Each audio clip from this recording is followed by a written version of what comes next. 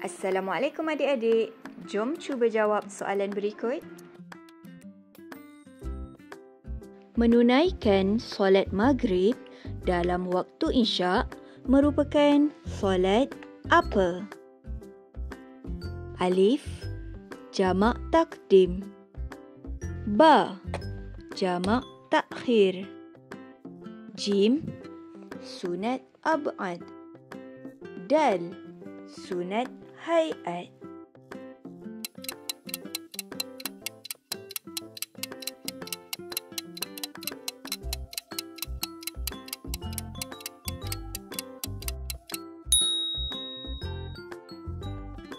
Letakkan jawapan adik-adik di ruangan komen.